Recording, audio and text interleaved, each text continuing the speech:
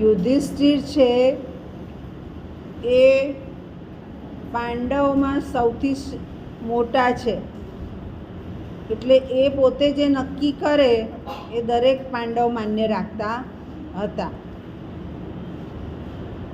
યુધિષ્ઠિરની એક આત્મસૂઝ છે. એ વિચારે છે કે આપણે અજ્ઞાતવાસે રહેવાનું છે, તો જ્યાં રાજાને સમજ ના પડતી હોય એવા ગામમાં જ જવાય. એટલે વિરાટ રાજાને ત્યાં આશ્રય લે છે. વિરાટ રાજાનું પણ આ એક એના પાત્રાલેખનમાં આપણે જોઈશું, એની પણ એક આત્મસૂઝ છે કે વ્યક્તિને જોઈને સમજી જાય છે કે આ વ્યક્તિનો ઉપયોગ કરી શકાશે. કીચકથી ભલે એ ડરે, પણ કીચકને જાણે છે કે કીચકને રાખીશું તો મારું સૈન્ય બરાબર સચવાશે. એટલે યુધિષ્ઠિર છે એ વિરાટ રાજાને ત્યાં અજ્ઞાતવાસે રહેવાનું નક્કી કરે છે. સભામાં બ્રાહ્મણ વેશે પોતે વિરાટ રાજા જોડે બેસે છે. પછી બીજા બધા જે છે એને એ જુદા જુદા રીતે કામ સોંપે છે. ભીમને ખાવા જોઈએ છે એટલે ભીમને રસોઈ ગૃહમાં રાખે છે. પેલાને અર્જુનને શ્રાપ છે 1 વર્ષ કે એના શસ્ત્રો કામ નહીં કરે, સ્ત્રી વેશે રહેશે, એટલે ઉત્તરાને નૃત્ય શીખવવા માટે નૃત્યશાળામાં રહે છે. દ્રૌપદી છે સુદેશણાની દાસી તરીકે રહે છે.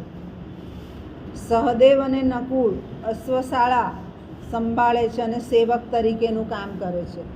આ બધી વ્યવસ્થા એ યુધિષ્ઠિર પ્રમાણે જાય છે, કારણ કે ઓળખાઈ ના જવું એક શરત હતી.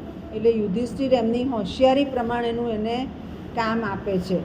અને યુધિષ્ઠિર છે એ પોતે પણ ધર્મરાજ તરીકે ઓળખાયા છે, એટલે પોતાના નાના ભાઈઓને સાચવીને પોતે કામ કરતો જોવા મળે છે.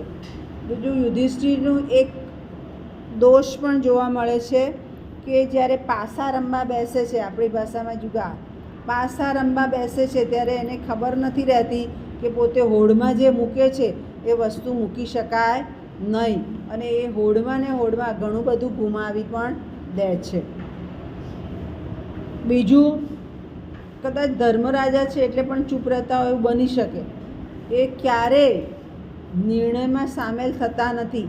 પરિસ્થિતિ જાણે છે, પરિસ્થિતિ જુએ છે, પણ નિર્ણય લેતા નહીં એવું પણ યુધિષ્ઠિરમાં જોવા મળે છે.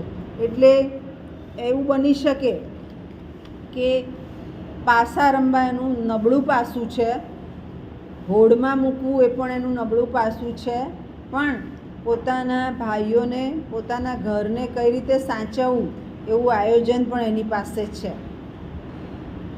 ધર્મરાજા તરીકે નિમણૂક પોતાની થયેલી જ છે.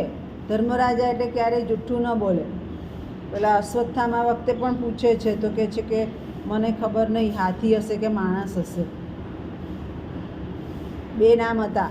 એને પૂછવામાં આવે છે, ક્યારેય જૂઠું બોલ્યા નથી આખી જિંદગી. તો એ ધર્મરાજની દ્રષ્ટિએ પણ ક્યારેક બને કે મૌન ધારણ કરીને બેસતા હોય.